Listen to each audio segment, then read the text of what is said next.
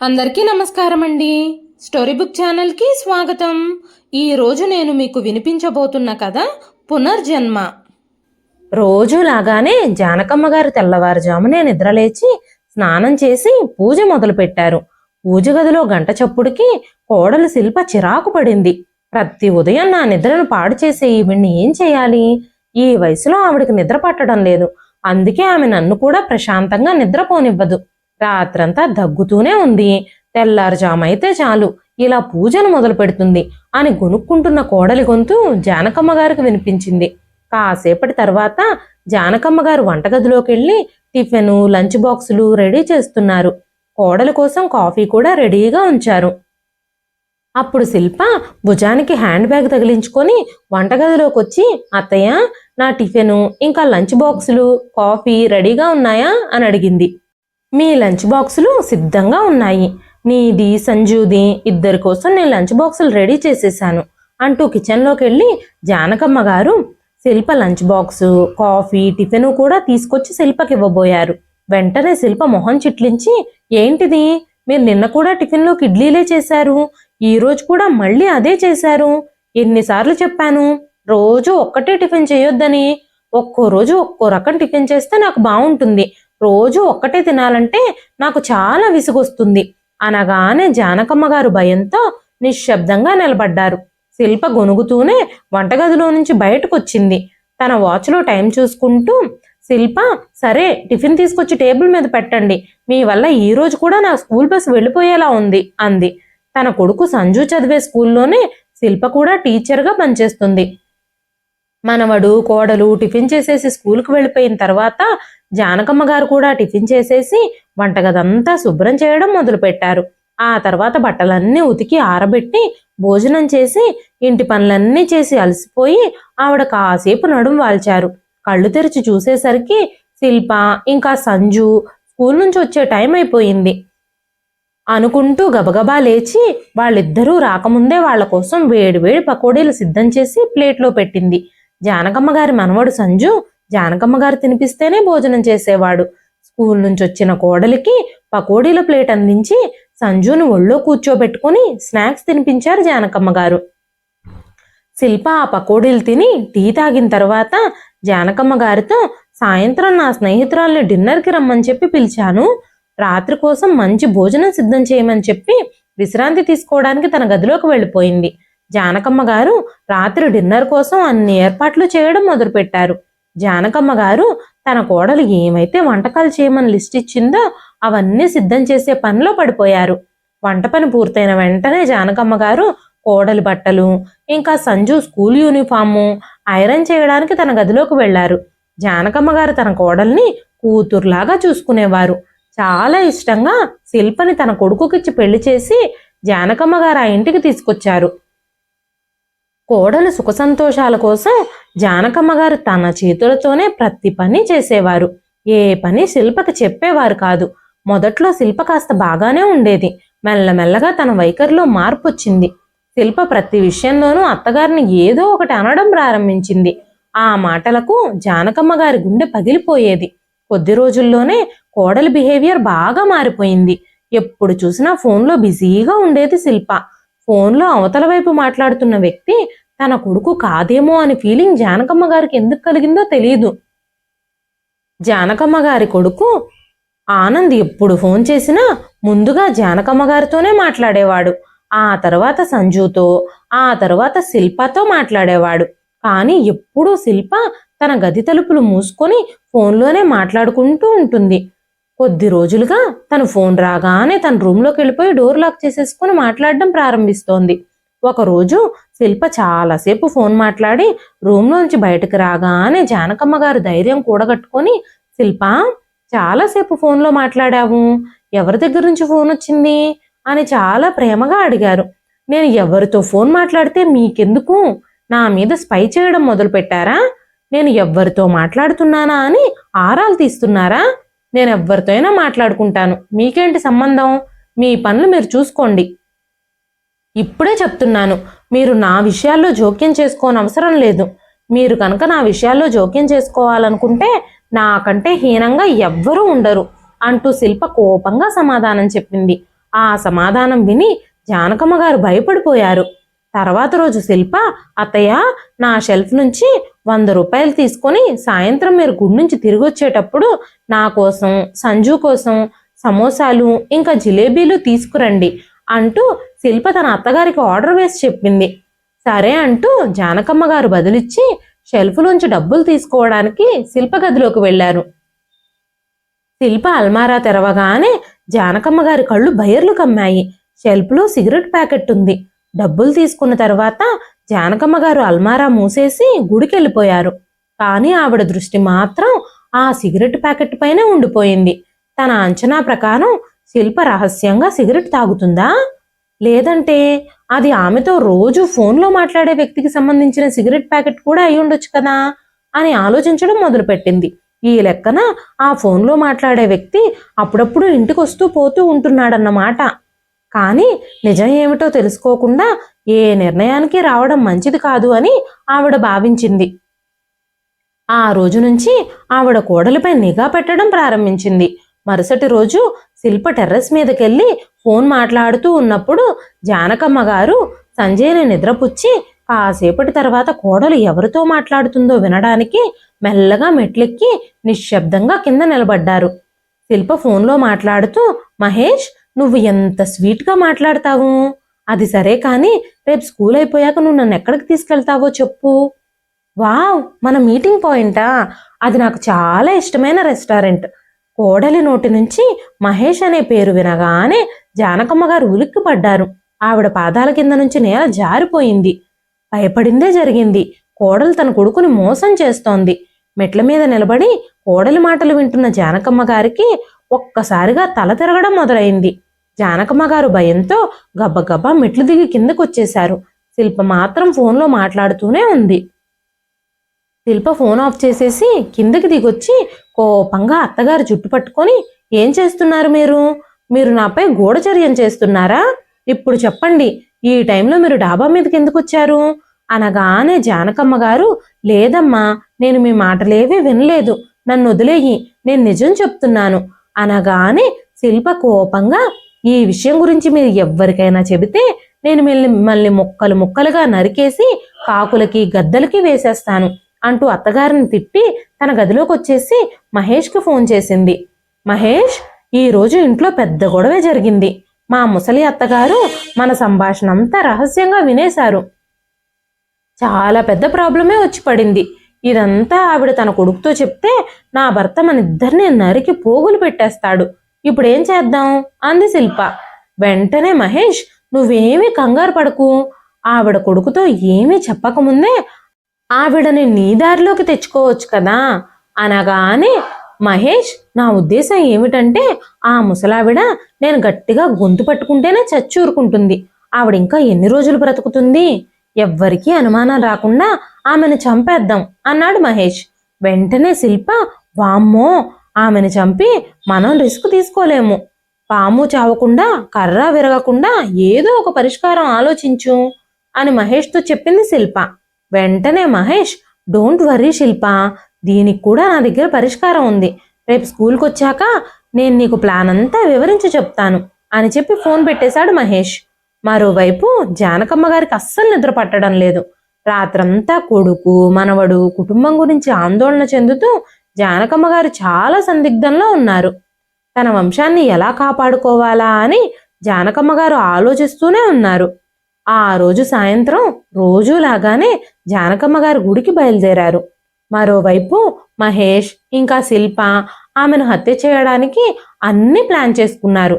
గుడి నుంచి జానకమ్మ గారు తిరిగొస్తూ ఉందేమోనని శిల్ప, మహేష్ ఎదురు చూస్తూ ఉన్నారు. జానకమ్మ గారు గుడి నుంచి తిరిగి ఇంటికి వెళుతూ ఉన్నారు. అకస్మాత్తుగా ఆవిడ వెనకాల ఎవరో అడుగుల చప్పుడు వినిపించింది. వెనక్కి తిరిగి చూస్తే ఎవ్వరూ లేరు.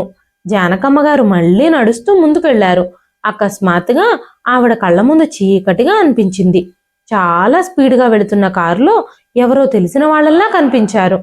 ఆ కారుతో ఎవరో ఆవిడ్ని గుద్దేశారు. ఆవిడ స్పృహలో లేదు, కానీ ఆమె చెవుల్లో ఎవరివో మాటలు వినిపిస్తున్నాయి. శిల్ప స్నేహితుడు మహేష్, ఈ ముసలావిడ ఖచ్చితంగా చచ్చిపోయి ఉంటుంది అనగానే శిల్ప నిజంగానే చచ్చిపోయిందా? ఒకసారి చెక్ చేసుకో, ఎందుకైనా మంచిది అంది.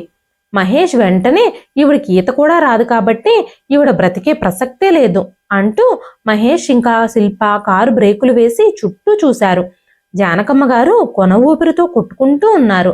వెంటనే శిల్ప ఇంకా మహేష్లు జానకమ్మ గారి కాళ్ళు చేతులు పట్టుకుని కృష్ణానదిలో వంతెనపై నుంచి తోసేశారు. శిల్పకి మహేష్కి ఇద్దరికీ భయంగానే ఉంది. ఎవ్వరూ చూడకముందే వేగంగా కారు తీసుకుని అక్కడి నుంచి వెళ్ళిపోయారు. అక్కడ జానకమ్మ గారు నీళ్లల్లో పడిపోయి ఆవిడ కాళ్ళు చేతులతో కొట్టుకోవడం ప్రారంభించింది. కానీ ఆవిడ నోటి నుంచి మాట రావడం లేదు. ఒడ్డున కూర్చున్న ఒక వ్యక్తి ఎవరో నీటిలో మునిగిపోతున్నట్టు చూడగానే అతను వెంటనే నీటిలో మునిగి జానకమ్మ గారిని ఒడ్డుకు చేర్చాడు. జానకమ్మ గారు అపస్మారక స్థితిలో ఉన్నారు. పొట్ట నిండా నీళ్లున్నాయి. రోహిత్ పొట్ట నొక్కుతూ నీళ్లు తీశాడు. కాళ్ళు చేతులు కాస్త రుద్దేసరికి ఆవిడ స్పృహలోకి వచ్చింది. కానీ ఆవిడ చాలా భయంతో పెద్ద పెద్దగా ఏడుస్తూ ఉంది. ఆవిడ పరిస్థితి పిచ్చి పట్టినట్టుగా తయారైంది. ఆవిడ శరీరం అంతా భయంతోనూ చలితోనూ వణికిపోతుంది. ఊపిరి పీల్చుకోవడానికి కూడా ఆవిడకి ఇబ్బందిగా ఉంది. రోహిత్ ఆవిడని ఓదార్చే ప్రయత్నం చేస్తూ ఉన్నాడు. రోహిత్ జానకమ్మ గారితో, అమ్మా, మీరు నీళ్లలో ఎలా పడిపోయారు అనగానే జానకమ్మ గారు చాలా బాధపడడం ప్రారంభించారు. ఆవిడ ఏమీ మాట్లాడలేని స్థితిలో ఉండడం చూసి రోహిత్ ఆవిడ్ని బలవంతంగా తన ఇంటికి తీసుకొచ్చాడు. ఇంటికి తీసుకొచ్చి మంచం మీద పడుకోబెట్టి చేతులు కాళ్ళు రుద్దుతూనే ఉన్నాడు. జానకి గారు వెంటనే కళ్ళు తెరిచి చూసేసరికి రోహిత్ మళ్ళీ ఆవిడ్ని అడిగాడు, అమ్మా, మీరు బాగానే ఉన్నారు కదా? మీ బట్టలన్నీ తడిచిపోవడం వల్ల మీరు చలికి వణుకుతున్నారు. మీరు మీ తడి బట్టలు మార్చుకొని ఈ బట్టలు వేసుకోండి. ఈలోపు నేను మీకోసం వేడివేడిగా టీ తీసుకొస్తాను అంటూ రోహిత్ తన తల్లి బట్టల్ని జానకమ్మ గారికి ఇచ్చాడు. రోహిత్ ఆ ఇంట్లో ఒంటరిగా ఉంటున్నాడు. తన తల్లిదండ్రులు ఇద్దరూ చనిపోయారు. ఒక చిన్న ఉద్యోగం చేసుకుంటూ తన జీవితాన్ని ఒంటరిగా గడుపుతూ ఉన్నాడు. సాయంత్రం పూట రోజు కృష్ణానది ఒడ్డున కూర్చొని సరదాగా కాలక్షేపం చేసేవాడు, లేదంటే సినిమాలు చూసేవాడు. జానకమ్మ గారు చీర మార్చుకొని బయటకొచ్చాక, అమ్మా, ఇప్పుడు మీకెలా ఉంది? నేను వెళ్ళి ఎవరినన్నా డాక్టర్ని తీసుకురానా అని అడిగాడు రోహిత్. రోహిత్ జానకమ్మ గారికి వెంటనే టీ ఇచ్చాడు. జానకమ్మ గారు టీ కప్ని అందుకుంటూ, పర్వాలేదు బాబు, నేను బాగానే ఉన్నాను అంటూ చిన్న గొంతుతో చెప్పారు. అమ్మా, మీరు ఆ నదిలో ఎలా పడిపోయారు అంటూ ఆశ్చర్యంగా జానకమ్మ గారిని అడిగాడు. ఆ మాటలు విని జానకమ్మ గారు మళ్ళీ ఏడవడం మొదలుపెట్టారు. వెంటనే రోహిత్ ఆమెను ఓదార్చి శాంతింపజేసి, అమ్మా, ఏడవకండి, ప్రస్తుతం మీకు చాలా విశ్రాంతి అవసరం. మీరేదైనా తిని విశ్రాంతి తీసుకోండి, రేపు మనం హాయిగా మాట్లాడుకుందాం అని చెప్పి రోహిత్ ఆవిడతో బలవంతంగా ఆహారం తినిపించి నిద్రపుచ్చాడు. మరుసటి రోజు జానకమ్మ గారు లేవగానే మళ్ళీ పెద్ద పెద్దగా ఏడవడం మొదలుపెట్టారు. ఆవిడ మనసు ఇంకా షాక్కే గురైనట్టు అనిపించింది. రోహిత్ ఆమెకు బలవంతంగా టిఫిన్ తినిపించి, భయపడకండమ్మా, ఏం జరిగిందో చెప్పండి, నేను మీకు ఎలాంటి సహాయం చేయగలనో ఆలోచిస్తాను. అమ్మా, నేను మీ కొడుకు లాంటి వాడిని, దయచేసి నాతో చెప్పడానికి సంకోచించొద్దు అన్నాడు రోహిత్. వెంటనే జానకమ్మ గారు, నా పేరు జానకి, మాది విజయవాడే. మా నాన్న ఒక ఆర్మీ ఆఫీసర్. మా అమ్మా నాన్నలకి నేను ఒక్కదాన్నే కూతుర్ని. మా అమ్మా నాన్నలు నన్ను చాలా ప్రేమించేవారు, నా ప్రతి కోరికను తీర్చేవారు. మా నాన్నగారు ఒక యుద్ధంలో మరణించిన తరువాత మా అమ్మ నన్ను మా నాన్నగారి స్నేహితుడి కొడుకైన రఘురాం గారితో వివాహం జరిపించింది. నా భర్త ఒక ప్రైవేట్ ఉద్యోగం చేసేవాడు. ఆయన్ని అందరూ ఎంతగానో గౌరవించేవారు. రఘురాం గారు కూడా నన్ను చాలా ప్రేమించేవారు. ఆయన చాలా మంచివారు. 2 సంవత్సరాల తర్వాత మా ఇద్దరికి ఒక కొడుకు పుట్టాడు. ఆ బాబును చూసి మేం చాలా సంతోషించాము. నా కొడుకు ఆనంద్ పుట్టిన 2 సంవత్సరాల తర్వాత మేం తిరుపతి వెళుతూ ఉండగా కారు ప్రమాదంలో మా అత్తగారు మామగారు మరణించారు. ఆ తరువాత నా భర్త దుఃఖానికి నిస్పృహకి లోనయ్యాడు. ఆ దురదృష్ట సమయంలో మద్యానికి బానిసయ్యాడు. ఆ తరువాత రోజు తాగింటికొచ్చి నన్ను తిట్టడం కొట్టడం మామూలు విషయాలుగా మారిపోయాయి. దుర్వ్యసనాల వల్ల మా ఇద్దరి మధ్య గొడవలు మొదలయ్యాయి. ఆ సమయంలోనే నా భర్త ఉద్యోగం కూడా పోయింది. నేను ఎలాగోలాగా కొంత డబ్బు ఆదా చేసి ఒక చిన్న హోటల్ నడిపించడం ప్రారంభించాను. రాత్రి పగలు కష్టపడి పనిచేశాను.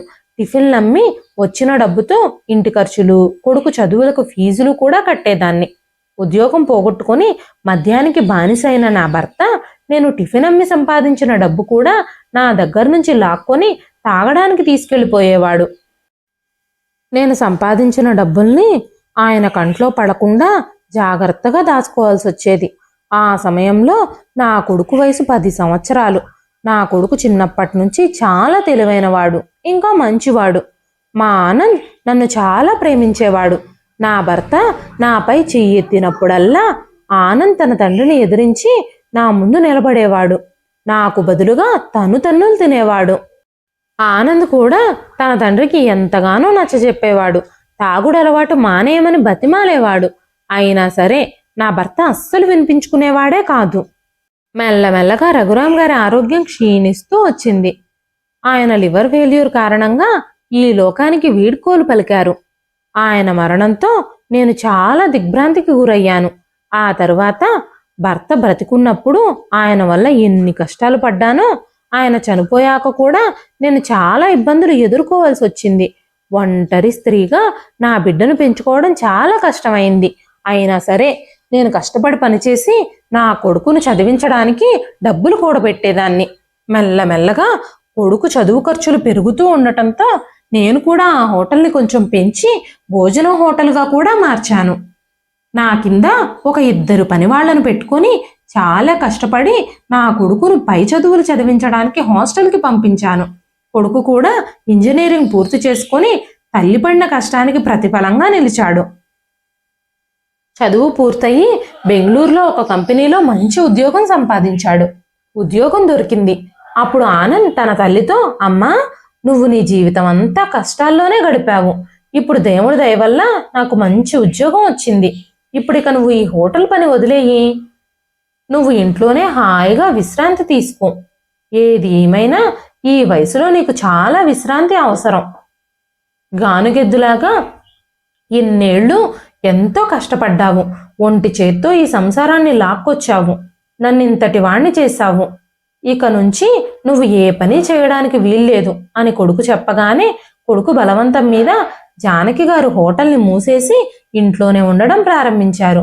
ఒంటరిగా ఉండడం వల్ల ఇంట్లో కూడా ఆవిడకి చాలా బోరుగా అనిపించేది. కొన్నిసార్లు తన భర్త జ్ఞాపకాలు, కొన్నిసార్లు తన తల్లిదండ్రుల జ్ఞాపకాలు చుట్టుముడుతూ ఉండేవి. ఇప్పుడు ఆనంద్కి మంచి ఉద్యోగం వచ్చి ఇంటి పరిస్థితి బాగుపడింది అనుకున్నారు జానకి గారు. వెంటనే ఆనంద్కి ఒక మంచి అమ్మాయిని చూసి పెళ్లి చేయాలనుకున్నారు. ఆనంద్కి శిల్ప నచ్చింది. శిల్ప చూడ్డానికి చాలా అందంగా, వినయ విధేయతలు కలిగిన అమ్మాయిలాగా కనిపించింది. మొదటి చూపులోనే ఆనంద్ కూడా తనని ఇష్టపడ్డాడు. ఆనంద్ శిల్పను పెళ్లి చేసుకోవడం తనకి ఇష్టమే అని చెప్పాడు. వెంటనే ఒక మంచి ముహూర్తం చూసి శిల్పతో ఆనంద్కి పెళ్లి జరిపించారు. పెళ్ళైన ఒక 15 రోజుల వరకు ఆనంద్ ఇంట్లోనే ఉన్నాడు. కోడలు రాకతో ఇల్లంతా కళకళలాడడం మొదలైంది. జానకమ్మ గారి ఆనందానికి అవధులే లేవు. 15 రోజుల తర్వాత ఆనంద్కి ఆఫీసులో సెలవులు అయిపోవటంతో ఆనంద్ తిరిగి బెంగళూరు వెళ్ళిపోవాల్సి వచ్చింది. శిల్పను కూడా తనతో పాటు బెంగళూరు తీసుకెళ్లిపోయాడు. కొన్ని రోజులకి శిల్ప గర్భవతై సంజు పుట్టిన తర్వాత సంజుకి అక్కడ వాతావరణం పడలేదు. ఎప్పుడూ జలుబు, దగ్గు, జ్వరం ఇలా బాధపడుతూనే ఉండేవాడు. అందుకే శిల్ప సంజు కొంచెం పెద్దయ్యే వరకు విజయవాడలోనే ఉండాలని సంజుని తీసుకుని విజయవాడ వచ్చేసింది. మా అబ్బాయి వారానికో 15 రోజులకు శని ఆదివారాల్లో వచ్చి వెళుతూ ఉండేవాడు. మొదట్లో శిల్ప బాగానే ఉండేది. మెల్లమెల్లగా తన వైఖరిలో మార్పులు రావడం మొదలైంది. కొద్ది రోజుల తర్వాత తన స్నేహితురాలికి మా ఇంటి దగ్గరలోనే పెళ్లి జరిగింది. వాళ్ళిల్లు మా పక్క వీధిలోనే ఉండటంతో శిల్ప మాటి మాటికి తన ఫ్రెండ్ని కలవడానికి వెళ్ళేది. తన ఫ్రెండ్ అక్కడే స్కూల్లో ఉద్యోగంలో జాయిన్ అయింది. అప్పటి నుంచి శిల్ప కూడా అదే స్కూల్లో ఉద్యోగం జాయిన్ అవుతానని పట్టుపట్టింది. నాకు, నా కొడుకుకి శిల్ప ఉద్యోగం చేయడం ఇష్టం లేదు. ఎందుకంటే ఇప్పుడు అంతా బాగానే ఉంది కదా, డబ్బుకి ఎలాంటి ఇబ్బంది లేదు. అలాంటప్పుడు తను ఉద్యోగం చేయడం ఎందుకు అని వారించినా వినకుండా శిల్ప పట్టుబట్టడంతో జానకమ్మ గారు ఇంకా ఆనంద్ శిల్ప ఉద్యోగం చేయడానికి ఒప్పుకున్నారు. ఉద్యోగంలో చేరిన తర్వాత శిల్ప మెల్లమెల్లగా మారిపోయింది. ఆమె స్కూల్ నుంచి తిరిగి వచ్చాక కూడా జానకమ్మ గారితో అస్సలు మాట్లాడేది కాదు. గంటల తరబడి ఫోన్లోనే బిజీగా ఉండేది. ఎవరితో మాట్లాడుతున్నామని అడిగితే ఒక్కోసారి మా అమ్మ కాల్ చేసిందని, ఒక్కొక్కసారి మా అక్క ఫోన్ చేసిందని చెప్పేది. మెల్లమెల్లగా జానకమ్మ గారిని అవమానించడం మొదలుపెట్టింది. జానకమ్మ గారిని అత్తయ్య అని కూడా పిలవకుండా ముసలిదానా అని పిలవడం మొదలుపెట్టింది. ఎప్పుడూ గదిలోకెళ్ళి తలుపులు మూసుకునే ఉండేది. ఒకరోజు నేనేదో తీసుకురావడానికి ఆవిడ గదిలోకి వెళ్ళినప్పుడు తన అల్మారాలో సిగరెట్ ప్యాకెట్ కనిపించింది. తను ముందు నుంచి సిగరెట్ తాగేదా లేదంటే ఇప్పుడు తాగడం మొదలుపెట్టిందా నాకు తెలియదు. మహేష్ అనే అబ్బాయితో మాట్లాడుతూ ఉండటం నేను నా చెవులారా విన్నాను. బహుశా తను అప్పుడప్పుడు మా ఇంటికి వస్తూ ఉండేవాడేమో. ఆ సిగరెట్ పెట్టె తనదేనేమో అనే అనుమానం కూడా వచ్చింది. ఎప్పటినుంచి శిల్ప మమ్మల్ని మోసం చేస్తుందో తెలీదు. నన్ను మౌనంగా ఉండమని బెదిరించింది. కానీ తను నన్ను చంపటానికి ఏర్పాట్లు చేస్తుందని నేను అస్సలు ఊహించలేదు. నేను గుడి నుంచి వచ్చేటప్పుడు కారులో శిల్ప ఇంకా మహేష్ కనిపించారు. మొదట వాళ్ళు నన్ను కారుతో గుద్దేశారు. వాళ్ళ మాటలు నాకు స్పష్టంగా వినిపించాయి. ఆ తరువాత నన్ను నీళ్లల్లో పడేశారు. నేను చచ్చిపోయాను అని అనుకున్నాను. నువ్వు కనుక అక్కడ లేకపోయి ఉండుంటే నేను ఈ పాటికి చచ్చిపోయేదాన్ని అంటూ జానకమ్మ గారు ఏడవడం మొదలుపెట్టారు. ఆ రోజు రాత్రి శిల్ప ఇంకా మహేష్ తొందరగా ఇంటికి చేరుకున్నారు. శిల్ప చాలా భయపడింది. మహేష్ శిల్పకి ధైర్యం చెప్పాడు. వెంటనే మహేష్ తన భర్త ఆనంద్ని పిలిపించమని శిల్పతో చెప్పాడు. శిల్ప తన భయాన్ని పక్కన పెట్టి ఆనంద్కి ఫోన్ చేసి ఆనంద్తో అత్తయ్య గారు గుడికని వెళ్లారు, ఇంకా ఇంటికి రానే లేదు. నేను గుడికి కూడా వెళ్ళొచ్చాను. గుడి దగ్గర నుంచి ఆవిడ తిరిగి వెళ్ళిపోయినట్టు తెలిసింది. నాకు చాలా టెన్షన్గా ఉంది. అత్తయ్య గారు ఎక్కడికి వెళ్ళిపోయారో తెలియదు. ఆవిడకి ఏమైనా ప్రమాదం జరిగిందేమోనని నాకు భయంగా ఉంది అని చెప్పగానే ఆ మాటలు విని ఆనంద్ షాక్ అయిపోయాడు. వెంటనే ఆనంద్ ఇరుగు పొరుగు వాళ్ళని అడిగి చూడమన్నాడు. అన్ని చోట్ల వెతికినా ఎక్కడా కనిపించలేదు అంటూ ఆనంద్కి శిల్ప సమాధానం చెప్పింది. గుడికెళ్ళి ఎప్పుడో వచ్చేసేవారు, ఇంత సమయమైనా ఇంకా రాలేదంటే నాకెందుకో భయంగా ఉంది అంటూ శిల్ప ఆనంద్తో, ఆనంద్ మీరు వెంటనే బయలుదేరి ఇంటికి రండి. నేను అత్తయ్య గారి గురించి చాలా కంగారు పడుతున్నాను. నేను ఒక్కదాన్నే ఎక్కడ వెతకాలి అని చెప్పగానే ఆనంద్ డోంట్ వర్రీ శిల్ప, అమ్మకి గుళ్ళోనే ఆలస్యమై ఉంటుంది, వచ్చేస్తుందిలే. అయినా సరే నేను ఇప్పుడే బయలుదేరి వస్తాను అని చెప్పి ఆనంద్ వెంటనే బయలుదేరొచ్చాడు. శిల్ప ఆనంద్ కోసం ఎదురు చూడడం మొదలుపెట్టింది. ఆనంద్ ఆ తర్వాత రోజు ఉదయం ఇంటికి చేరుకున్నాడు. వచ్చే దారిలో తనని తాను ఎలా నియంత్రించుకున్నాడో తనకే తెలియదు. ఆనంద్ ఇంటికి రాగానే శిల్ప ఆనంద్ని కౌగిలించుకొని ఏడవడం మొదలుపెట్టింది. వెంటనే ఆనంద్ పోలీస్ స్టేషన్కి చేరుకున్నాడు. అక్కడికి వెళ్ళిన తర్వాత తన తల్లి కనిపించడం లేదని పోలీస్ స్టేషన్లో కంప్లైంట్ ఇచ్చాడు. పోలీసులకు కంప్లైంట్ చేసినా సరే మరొక రోజు వాళ్ళు వెతకకుండానే గడిచిపోయింది. రోహిత్ జానకమ్మ గారికి జరిగిన విషయం విని చాలా బాధపడ్డాడు. అమ్మా, మీకు జరిగింది ఏ తల్లికి జరగకూడదు.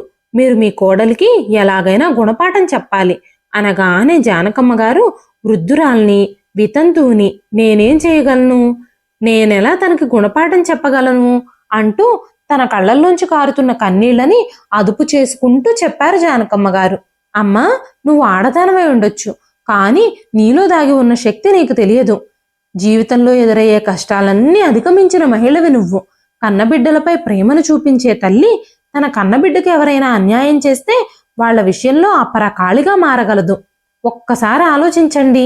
అలాంటి క్రూరమైన వ్యక్తిని సమాజంలో స్వేచ్ఛగా వదిలేస్తే నీలాంటి ఎంతమంది తల్లులు, తండ్రులు ఇలాంటి నీచమైన కుట్రలకు బలవుతారు? ఎంతమంది చచ్చిపోతారో ఎవరికి తెలుసు? భగవంతుడు నీకు పునర్జన్మిచ్చాడు. తద్వారా మీరు మళ్ళీ వాళ్ళని శిక్షించి సమాజాన్ని వాళ్ళ నుంచి రక్షించొచ్చు. ఇలాంటి సమాజంలో పెరిగిన చీడపురుగులకి మీరు బుద్ధి చెప్పొచ్చు. ఈ రోజు మిమ్మల్ని చంపడానికి ప్రయత్నించిన వాళ్ళు రేపు మీ కొడుకును వదిలేస్తారా? వాళ్ళు మీ కొడుకుని ఏం చేస్తారో, మీ కొడుకును కూడా చంపేయాలని చూస్తే అన్నాడు రోహిత్. వెంటనే రోహిత్ బాధపడుతూ, అమ్మా, సొంత తల్లిదండ్రులు లేకుండా నేను ఎలా జీవిస్తున్నానో నాకు మాత్రమే తెలుసు. ఒక్క రాత్రిలోనే నువ్వు నాకు అమ్మవయ్యావు. నిన్ను నా కన్న తల్లిగా భావించి చెప్తున్నాను. అలాంటి వాళ్ళని ఊరికే వదిలేయొద్దు అని చెప్పగానే జానకమ్మ గారు కొంచెం ధైర్యం తెచ్చుకున్నారు. మరుసటి రోజు రోహిత్ మార్కెట్కి వెళ్ళి తను ప్లాన్ చేసిన దానికి కావలసిన వస్తువులన్నీ తీసుకొచ్చాడు. తను ఆఫీసుకు కూడా కొన్ని రోజులు సెలవు పెట్టాడు.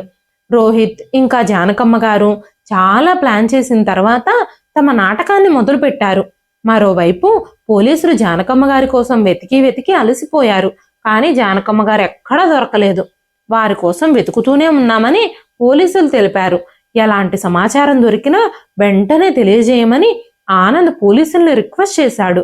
వారం రోజులుగా తల్లి గురించి ఎలాంటి సమాచారము దొరకకపోవడంతో ఆనంద్కి ఇంపార్టెంట్ మీటింగులు ఉండటంతో బెంగళూరు వెళ్ళిపోయాడు. ఆ రోజు రాత్రి రోహిత్ గోడ దూకి జానకమ్మ గారింటికి వెళ్ళాడు. అక్కడ రూమ్లో ఎర్రటి పాదాల ముద్రలు వేసి అక్కడి నుంచి వెళ్ళిపోయాడు. మహేష్ రాత్రిపూట వాష్రూమ్కి వెళ్ళడానికి లేచినప్పుడు ఇంటి ప్రాంగణంలో ఎర్రటి పాదముద్రలు చూసి చెలించిపోయాడు. మహేష్ అవి అక్కడికి ఎలా వచ్చాయో అని ఆలోచించడం మొదలుపెట్టాడు. మరుసటి రోజు శిల్పతో ఆ విషయం చెప్పినప్పుడు ఆమె పెద్దగా నవ్వుతూ, డార్లింగ్, నిన్న రాత్రి నువ్వు ఎక్కువ తాగేసుంటావు, అది నీ భ్రమ అని చెప్పింది. తర్వాత రోజు తన వంతు వస్తుందని శిల్పకు తెలియదు. ఆ రోజు రాత్రి శిల్ప నిద్రపోయిన తర్వాత అర్ధరాత్రి గజ్జల చప్పుడు వినిపించింది. మెలకు వచ్చింది. ఎవరు బయట అంటూ భయం భయంగా అడిగింది. శిల్పకి మళ్లీ గజ్జల చప్పుడు వినిపించడం మొదలైంది. ఇప్పుడు శిల్పకి భయంతో వణుకు మొదలైంది. వెంటనే శిల్ప మహేష్కి ఫోన్ చేసింది. మహేష్ ఫోన్ ఎత్తలేదు. వెంటనే తను ఆనంద్కి కూడా కాల్ చేసింది. ఆనంద్ కూడా ఫోన్ ఎత్తలేదు. రాత్రంతా తను మెలకుగానే ఉంది. ఆమె రాత్రంతా నిద్రపోకపోవటంతో స్కూలుకు కూడా వెళ్ళలేకపోయింది. ఉదయం 10 గంటలకి మహేష్ వచ్చి తనని నిద్రలేపాడు. వెంటనే మహేష్తో రాత్రి జరిగిన సంఘటన అంతా వివరించి చెప్పింది శిల్ప. మొన్న రాత్రి నేను జోక్ చేయలేదని, తమాషా చేయలేదని నీకు ఇప్పుడు అర్థమైందా అన్నాడు మహేష్. ఆ రోజు రాత్రి శిల్ప మహేష్ని తనతో పాటే ఉండమని అడిగింది. అప్పుడు మహేష్, నేను ఇక్కడ ఉండలేను, ఏదైనా జరిగితే నువ్వు నాకు వెంటనే ఫోన్ చెయ్యి, నేను వెంటనే బయలుదేరొస్తాను అంటూ మహేష్ అక్కడి నుంచి తప్పించుకుని వెళ్ళిపోయాడు. శిల్ప రాత్రంతా ఒంటరిగా మిగిలిపోయింది. భయంతోనే తను నిద్రలోకి జారుకుంది. కానీ మళ్ళీ అర్ధరాత్రి బయట నుంచి ఏదో శబ్దం రావటంతో ఒక్కసారిగా మెలకు వచ్చింది. శిల్ప మంచం మీద నుంచి లేచి తలుపు తీయగానే ఎవరిదో నల్లటి నీడ కనిపించింది. అప్పుడు శిల్ప భయంతో తలుపులు మూసి మంచం మీదకెళ్ళి కూర్చుంది. వెంటనే మహేష్కి ఫోన్ చేసి జరిగిన విషయం చెప్పింది.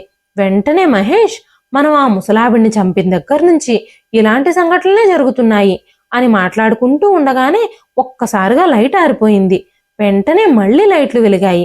లైట్ వెలగగానే డ్రెస్సింగ్ టేబుల్ అద్దం మీద నువ్వు చచ్చిపోవడం ఖాయం అని రాసుంది.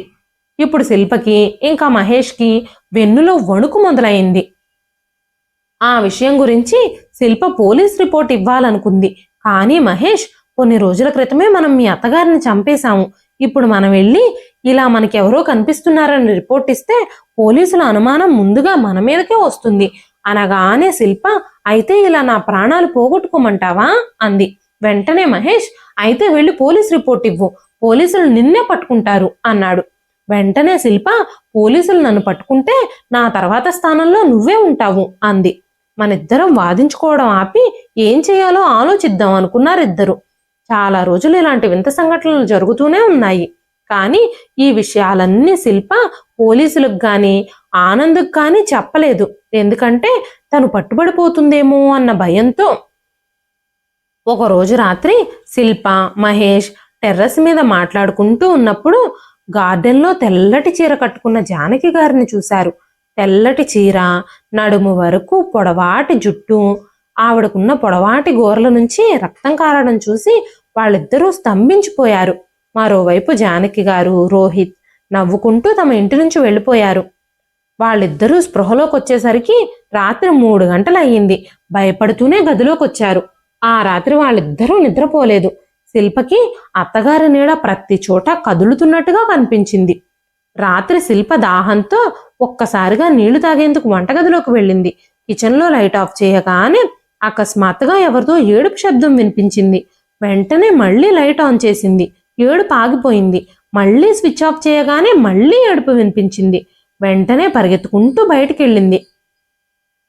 ఆమెకు భయంతో చెమటలు పట్టడం మొదలయ్యాయి.